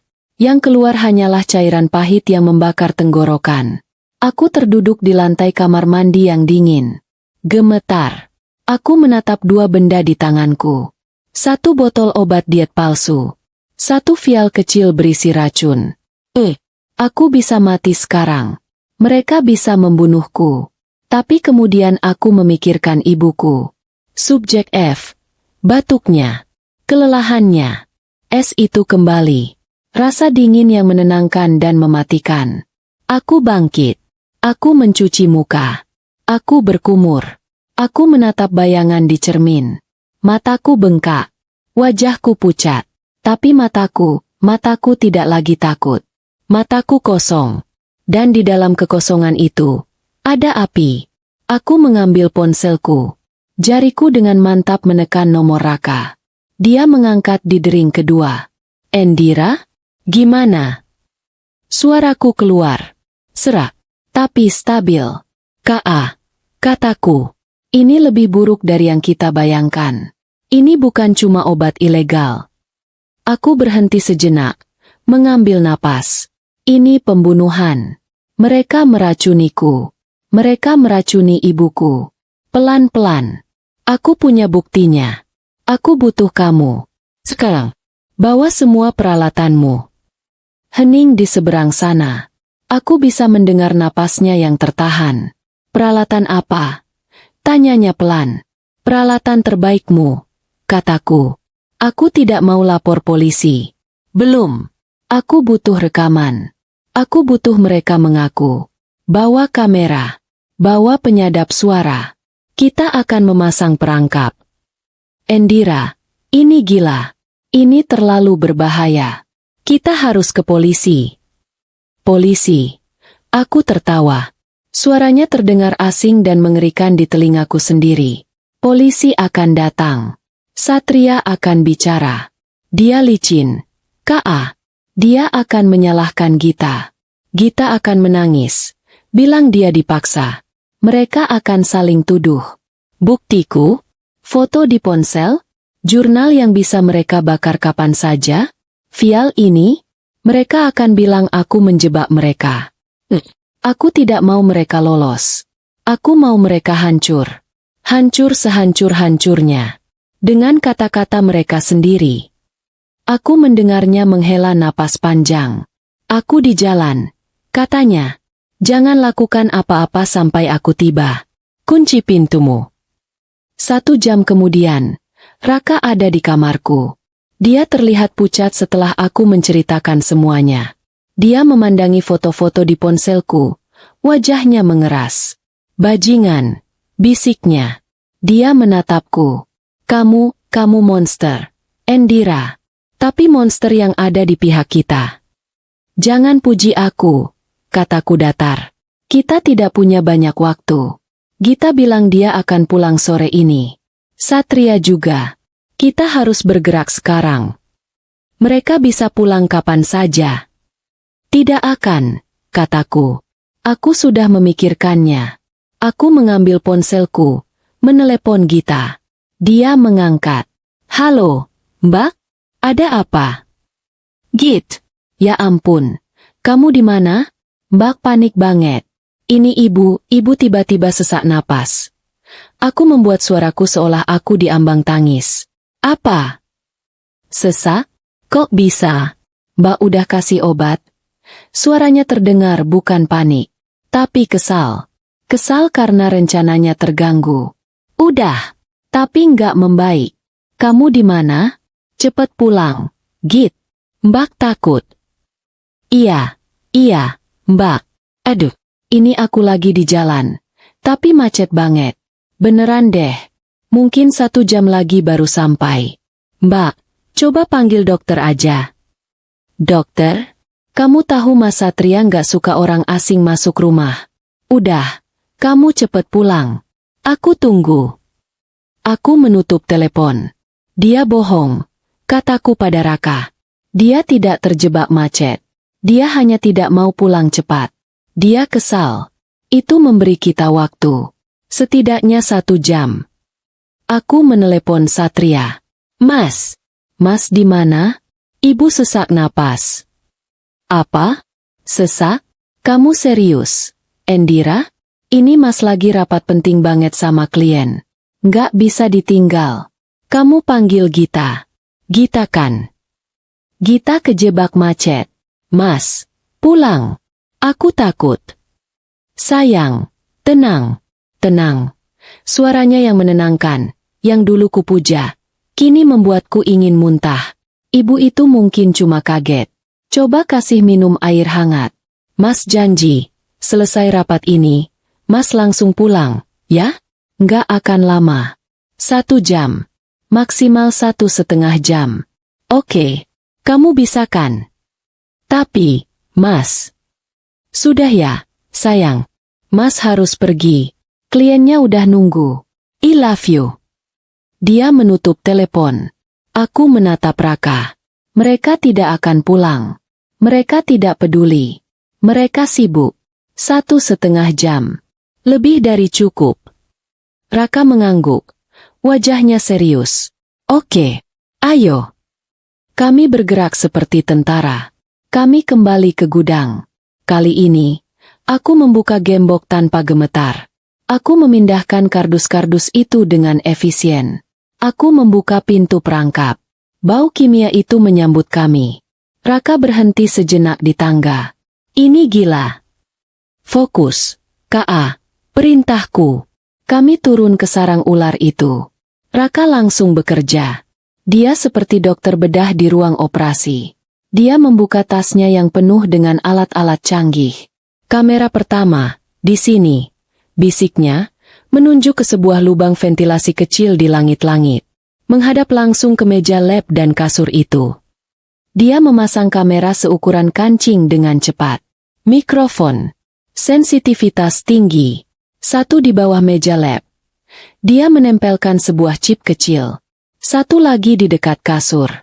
Mereka mungkin bicara. Aku menahan mualku. Bagus. Mata Raka tertuju pada laptop. Hard disk itu. Kamu bilang ada hard disk. Itu, kataku. Raka tidak menyentuhnya. Dia mengeluarkan perangkat lain. Aku nggak akan ambil. Aku akan salin. Mirroring. Dia nggak akan tahu datanya disalin. Dia menghubungkan beberapa kabel. Proses penyalinan dimulai. Bar hijau itu bergerak sangat lambat. Berapa lama? Tanyaku cemas. 10 menit. Mungkin 15. 15 menit terasa seperti selamanya. Kami berdiri dalam diam di rubanah yang dingin itu. Hanya suara dengungan samar dari mesin penyalin data. Aku menggunakan waktu itu. Aku pergi ke kamar ibuku. Aku mengambil botol obat yang selalu disiapkan Gita di meja samping tempat tidurnya. Aku membuang semua isinya ke toilet. Aku membilasnya sampai bersih. Lalu aku mengisinya. Bukan dengan racun. Aku sudah mampir ke apotek setelah bertemu Raka tadi pagi. Aku membeli vitamin. Vitamin biasa, yang bentuk dan warnanya mirip dengan pil racun mereka. Ini adalah kemenangan pertamaku. Malam ini, ibuku akan minum vitamin. Bukan arsenik. Aku kembali ke rubanah. Selesai, bisik Raka. Dia mencabut kabel-kabelnya. Dia kini punya salinan penuh dari hard disk itu. Jurnal. Catatan keuangan. Video. Video apa? Tanyaku. Raka tidak menatapku. Jangan tanya. Endira. Kamu nggak mau tahu. Kami membersihkan jejak kami. Kami memastikan tidak ada yang berubah. Kami naik. Kami menutup pintu perangkap. Kami menyusun kardus. Kami mengunci gudang. Saat kami hampir sampai di rumah utama, ponselku berdering. Gita. Mbak. Aduh, maaf banget. Ini beneran macet parah. Aku baru mau sampai. Ibu gimana? Aku tersenyum. Nggak apa-apa, Git. Udah mendingan. Tadi kayaknya cuma kaget aja. Udah bisa napas normal lagi. Oh syukurlah. Dia terdengar lega? Atau kecewa? Ya udah. Ini aku 5 menit lagi sampai rumah, ya. Raka sudah pergi lewat pintu samping. Aku sendirian lagi. Aku duduk di kamarku. Di ponselku, kini ada aplikasi baru. Aplikasi yang terhubung langsung ke mata dan telinga di rubanah itu. Layarnya masih hitam. Suaranya masih sunyi. Satria pulang 1 jam kemudian. Dia membawakanku bunga. Maaf ya, sayang.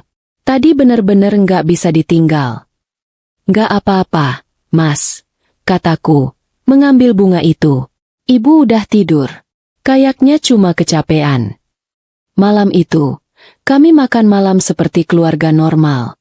Satria membicarakan rapatnya. Gita mengeluh tentang kliennya. Aku mendengarkan, tersenyum, mengangguk. Tapi di dalam sakuku, ponselku terasa berat. Perangkap sudah terpasang. Aku bukan lagi domba yang menunggu untuk disembelih. Aku adalah laba-laba. Dan ini adalah jaringku. Sekarang, aku hanya perlu menunggu mereka kembali ke sarangnya. Dan Satria baru saja memberiku petunjuk kapan itu akan terjadi.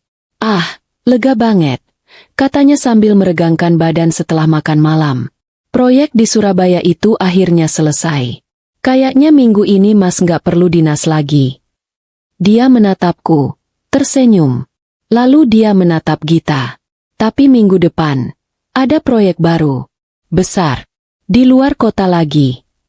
Gita tersenyum kecil. Semoga sukses ya, Mas. Ya, minggu depan. Dinas. Terakhir mereka. Seminggu itu terasa seperti neraka yang beku. Aku menjalani hari-hariku dalam sandiwara yang paling sempurna. Aku adalah Indira yang manja, Indira yang peduli, Indira yang bodoh. Aku tersenyum pada Satria. Aku tertawa mendengar lelucon Gita. Aku dengan telaten menyuapi ibuku. Tapi kini, bubur yang kusuapkan padanya adalah bubur sungguhan. Dan, obat, yang kuberikan padanya 3 kali sehari adalah vitamin murni. Di hari ketiga, sesuatu terjadi. Batuk ibu berkurang. Di hari kelima, dia memintaku membukakan jendela kamarnya karena dia ingin menghirup udara segar. Di hari ketujuh, dia duduk di kursi rodanya dan memegang tanganku. Indira, katanya. Suaranya masih lemah tapi jernih. Kamu terlihat lebih tegar. Nak, ibu senang. Aku hampir menangis. Untuk pertama kalinya, tangisan itu adalah tangisan kelegaan. Aku hanya tersenyum dan memeluknya. Ibu harus cepat sembuh. Aku sayang ibu. Di balik senyumanku, es di hatiku semakin mengeras. Mereka tidak hanya merencanakan pembunuhan. Mereka mencuri waktu berhargaku bersama ibuku. Mereka merenggut kesehatannya. Dan untuk itu, mereka harus membayar. Ponselku, yang kini selalu ada di genggamanku, adalah jendela rahasiaku. Aplikasi yang dipasang Raka selalu aktif. Aku bisa melihat dan mendengar semua yang terjadi di Rubanah itu. Mereka tidak ke sana setiap malam. Sepertinya mereka punya jadwal. Senin, Rabu, Jumat. Mungkin saat itulah mereka memasak atau mengemas. Di malam-malam itu, aku akan duduk di kamarku, dalam gelap, memakai earphone, mendengarkan. Aku mendengar mereka bekerja. Suara gelas kimia berdenting. Suara mesin pengemas. Dan aku mendengar mereka bersenang-senang. Aku mendengar desahan mereka di atas kasur itu. Aku mendengar mereka bicara. Mereka bicara tentang uang. Tentang betapa mudahnya menipu para distributor. Tentang betapa bodohnya orang-orang yang membeli obat diet palsu itu. Dan mereka membicarakanku. Mbak Indira hari ini lucu banget. Suara Gita terdengar. Terkikik. Setelah suara ciuman yang basah. Dia pamer tas barunya. Dia pikir tas itu bisa menyelesaikan semua masalahnya.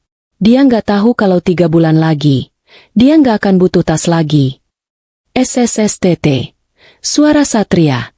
Jangan bicara sembarangan di sini. Tapi ya, kamu benar. Dia terlalu polos. Polos atau bodoh? Tawa Gita lagi. Dia bahkan gak sadar kalau suaminya gak pernah benar-benar cinta sama dia. Hei, kata Satria. Aku sayang dia. Dulu, sebelum aku sadar apa yang sebenarnya kuinginkan. Sebelum aku sadar kamu. Gombal, desah Gita. Aku mematikan suaranya. Aku tidak sanggup mendengar lebih banyak lagi. Setiap kata adalah sayatan baru di atas luka yang lama. Raka sudah memberiku hasil salinan hard disk itu. Isinya lebih mengerikan dari jurnal yang kutemukan. Ada catatan keuangan lengkap. Rekening bank di luar negeri atas nama Satria dan Gita. Foto-foto. Dan video. Raka benar. Aku seharusnya tidak melihatnya. Itu bukan video perselingkuhan. Itu adalah video eksperimen mereka. Video yang mereka rekam di laptop itu. Video Satria yang sedang mencampurkan sesuatu. Video Gita yang sedang menguji racun itu pada seekor kucing liar yang mereka tangkap. Aku muntah di kamar mandi selama 1 jam penuh setelah melihatnya. Kucing malang itu mati perlahan. Kejang-kejang. Persis seperti yang mereka rencanakan untuk ibuku. Dan untukku. Mereka bukan manusia. Mereka monster. Dan malam ini adalah malam penentuan. Jumat malam. Minggu kedua setelah aku menemukan rubanah itu. Satria sudah berpamitan tadi pagi. Pamitan, dinas, terakhirnya. Pamitan yang paling manis. Dia memelukku lama sekali. Jaga diri baik-baik ya, sayang, bisiknya. Ini proyek terakhir. Setelah ini, Mas janji, kita liburan. Berdua. Aku membalas pelukannya. Iya, Mas. Aku tunggu. Aku bahkan berjinjit dan mencium pipinya. Dia tidak tahu bahwa dinas kali ini akan menjadi dinas terakhirnya dalam arti yang sesungguhnya. Gita juga sudah pamit, lembur. Pukul 11 malam. Aku duduk di kamarku. Lampu mati. Aku sendirian. Ibuku sudah tidur. Di dalam perutnya ada vitamin, bukan racun. Di layar ponselku, aplikasi itu terbuka. Aku memakai earphone. Pukul 1 dini hari. Seperti jam yang presisi. Layar di ponselku, yang tadinya hitam pekat, mereka selalu mematikan lampu di gudang atas, kini sedikit terang. Pintu gudang terbuka. Ngii. Suara itu tidak lagi membuatku takut. Lalu, layar kembali gelap saat mereka menutup pintu gudang dari dalam. Aku menunggu. Klik. Pintu perangkap di rubanah terbuka. Lampu di rubanah menyala. Layarku kini terang. Aku bisa melihat semuanya dengan jelas dari kamera yang dipasang Raka. Satria dan Gita masuk. Mereka terlihat gembira. Mereka tidak langsung bekerja. Mereka berciuman. Ciuman yang panjang. Penuh perayaan. Satria kemudian pergi ke lemari es kecil di sudut. Aku tidak menyadari ada itu sebelumnya. Dan mengeluarkan sebotol sampanye. Sampanye. Mereka akan merayakannya. Untuk kita, kata Satria, mengangkat gelasnya. Suara mereka jernih di telingaku. Untuk kita, balas Gita, terkikik. Dan untuk masa depan kita yang cerah. Mereka minum. Aku nggak percaya ini hampir selesai, kata Gita, duduk di tepi kasur. 2 tahun, Mas. 2 tahun kita merencanakan ini. Dan semuanya berjalan sempurna, kata Satria. Dia duduk di sampingnya, merangkulnya. Rencanamu brilian, Git. Meracuni mereka pelan-pelan. Gagal jantung alami, untuk si tua Farah. Gagal ginjal, untuk Indira. Nggak ada yang akan curiga. Aku kan belajar farmasi, Mas. Sia-sia dong kalau ilmunya nggak dipakai, kata Gita. Dan Farma Jaya Mandiri ayah pasti bangga, dikuburnya, perusahaannya dipakai lagi. Dia akan mati minggu depan, kata Satria. Dad, jantungku berdebar. Minggu depan, tanggal kematian ibuku. Akhirnya, desah Gita.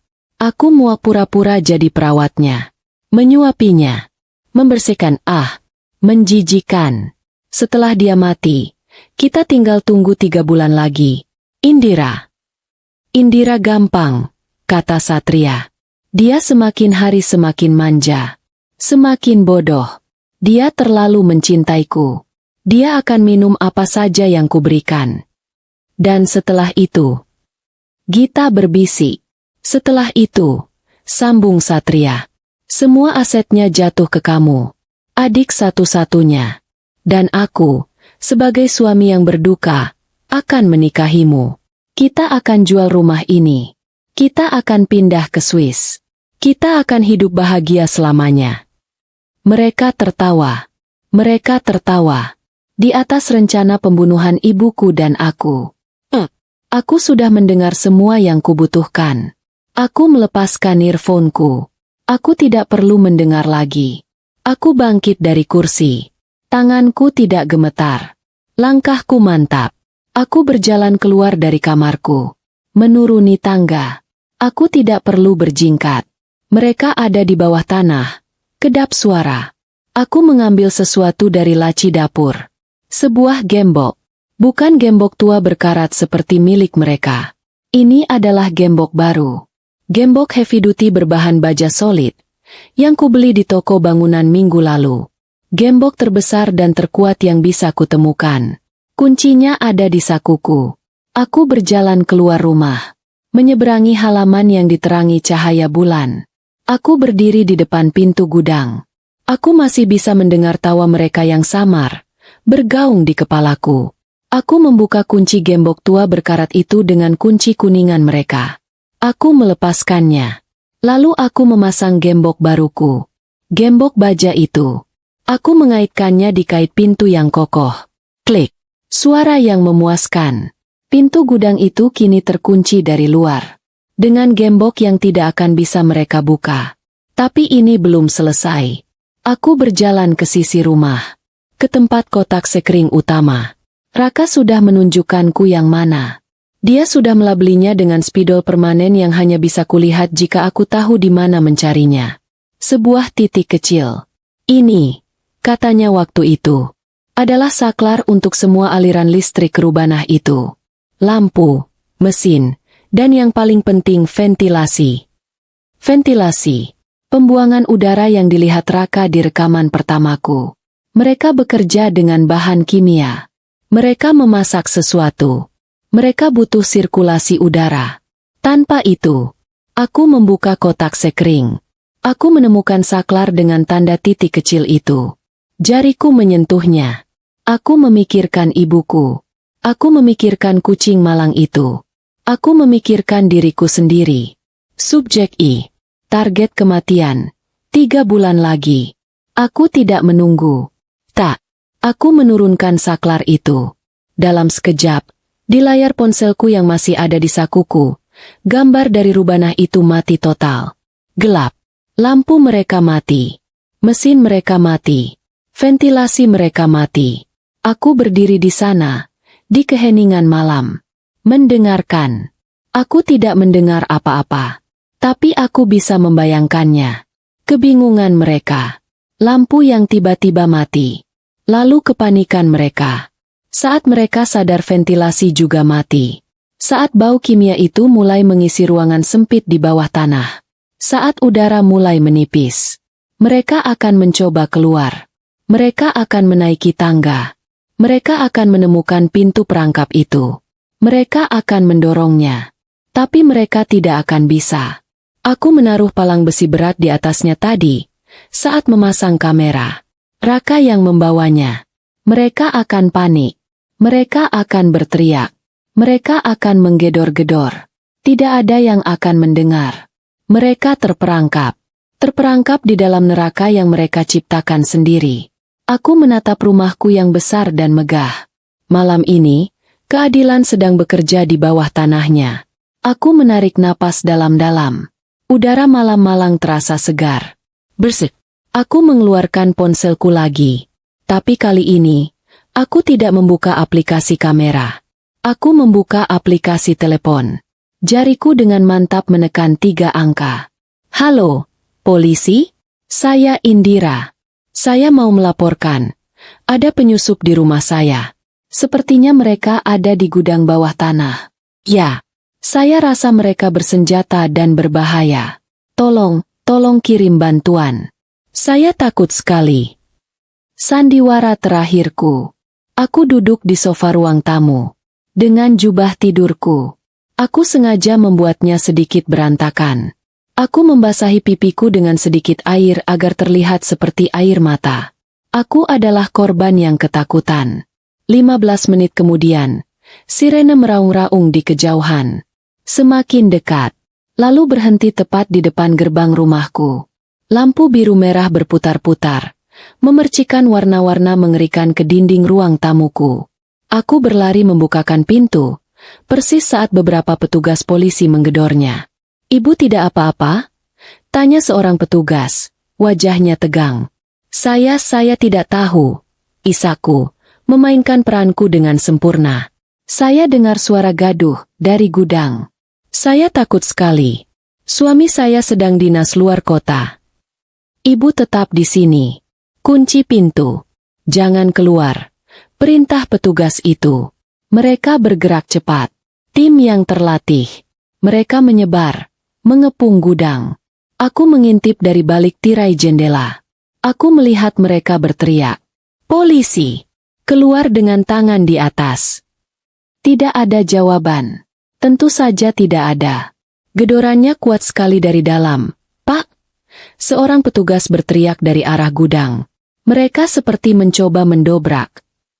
Mereka pasti sudah putus asa. Udara di dalam sana pasti sudah sangat menipis. Bau kimia itu pasti sudah menyesakkan. Mereka tidak mau keluar. Dobrak paksa. Perintah sang komandan. Aku melihat mereka bersiap mendobrak pintu gudang. Pintu yang sudah kukunci dengan gembok baja. Pak! Teriakku. Berlari keluar. Pakai ini. Kuncinya. Saya tidak tahu ini kunci apa, tapi saya menemukannya di laci. Aku berbohong, menyerahkan kunci gembok baja itu. Petugas itu menatapku bingung, tapi mengambil kuncinya. Dia tidak punya waktu untuk bertanya. Klik. Gembok baja itu terbuka. Mereka mendobrak pintu kayu itu hingga terbuka lebar. Beberapa petugas menyerbu masuk.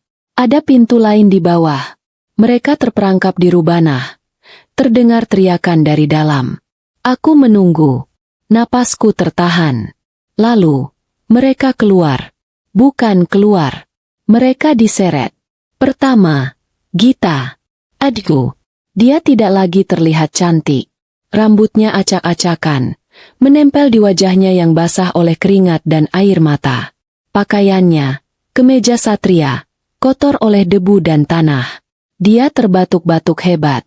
Menghirup udara malam yang segar seperti orang tenggelam. Matanya liar. Panik. Lalu dia melihatku. Dia berdiri di teras. Menatapku. Di matanya ada kebingungan. Lalu pemahaman. Dia melihat gembok baja yang tergeletak di tanah. Dia melihat wajahku yang tenang. Dia tahu. Mbak. Bisiknya. Suaranya serak. Mbak Indira. Aku hanya menatapnya. Tanpa ekspresi. Lalu, mereka menyeret Satria keluar. Suamiku yang tampan. Suamiku yang sempurna. Dia terlihat lebih buruk. Wajahnya pucat pasi. Dia terbatuk-batuk. Muntah di rumput. Kaus oblongnya robek. Dia terhuyung-huyung. Diborgol. Matanya bertemu dengan mataku. Aku melihat di matanya. Kemarahan. Kebencian. Tapi di atas segalanya kekagetan. Kekagetan yang luar biasa karena dia telah dikalahkan. Olehku. Oleh istri bodohnya yang polos. Indira. Dia menggeram. Apa yang kamu? Polisi menemukan ini di dalam, Bu. Seorang petugas memotong ucapannya. Dia berjalan ke arahku, membawa buku catatan spiral itu. Jurnal eksperimen. Dia juga membawa hard disk yang sudah disalin Raka. Dan beberapa botol obat diet palsu. Dan ini, Bu. Petugas lain membawa keluar laptop. Di layarnya, entah bagaimana, video itu terputar. Video kucing itu. Semua petugas terdiam. Gita menjerit. Bukan jeritan kemarahan. Tapi jeritan putus asa. Dia tahu. Dia tahu semuanya sudah berakhir. Bawa mereka. Perintah komandan itu. Suaranya menggelegar penuh amarah. Satria dan Gita diseret melewati aku. Melewati rumah yang mereka coba curi. Kamu akan menyesal, Indira. Teriak Satria, meronta. Kamu pikir kamu siapa? Dasar jalang. Aku tidak bereaksi. Aku hanya menatapnya. Kamu yang merencanakan ini, kan? Jerit Gita. Wajahnya penuh kebencian. Kamu menjebak kami. Kamu monster. Aku maju selangkah. Aku mendekatinya. Sangat dekat sampai aku bisa mencium bau keringat dan ketakutannya. Tidak, Git. bisikku, sangat pelan sehingga hanya dia yang bisa mendengar. Aku bukan monster. Aku hanya subjek I dan aku tidak mau mati hari ini. Matanya melebar ngeri. Dia diseret ke dalam mobil polisi. Satria menyusul. Pintu dibanting. Sirene kembali meraung. Lampu-lampu itu menjauh. Lalu, hening. Aku berdiri di halaman rumahku. Fajar mulai menyingsing. Garis ungu dan oranye mulai mewarnai langit timur. Seorang petugas yang lebih tua menghampiriku. Ibu Indira, ini akan jadi malam yang panjang. Kita harus ke kantor polisi. Tapi sebelumnya, Ibu aman sekarang. Aku menatapnya. Dan untuk pertama kalinya dalam berbulan-bulan, aku tersenyum. Senyum yang tulus. Ya, Pak, kataku. Saya tahu. Akhirnya. Epilog. 6 bulan kemudian. Pengadilan itu berjalan cepat. Dengan bukti rekaman dari Raka, salinan hard disk, jurnal fisik, sampel racun, dan kesaksian dari para distributor obat palsu, Satria dan Gita tidak punya kesempatan. Mereka mencoba saling menyalahkan.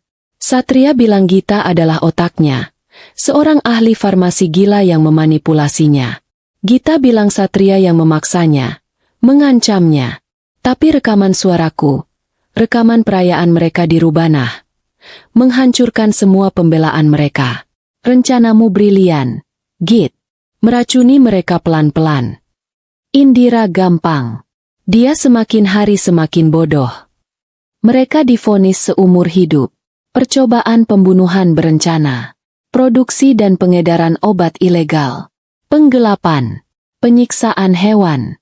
Daftarnya panjang. Aku tidak pernah menghadiri satu sidang pun. Aku hanya membaca beritanya. Ibuku, Bu Farah, kini duduk di kursi roda di sampingku. Tapi dia tidak lagi terlihat lemah. Dia tersenyum. Dia memegang tanganku. Kesehatannya membaik dengan pesat setelah arsenik itu hilang dari sistemnya. Dia masih rapuh. Tapi dia hidup. Dan dia ada di sini. Kami berdua menatap ke halaman belakang. Gudang itu sudah tidak ada. Rubanah itu sudah tidak ada. Minggu lalu, aku menyewa buldoser. Aku meratakannya dengan tanah. Aku mengisi lubang neraka itu dengan semen. Lalu menimbunnya dengan tanah baru yang subur.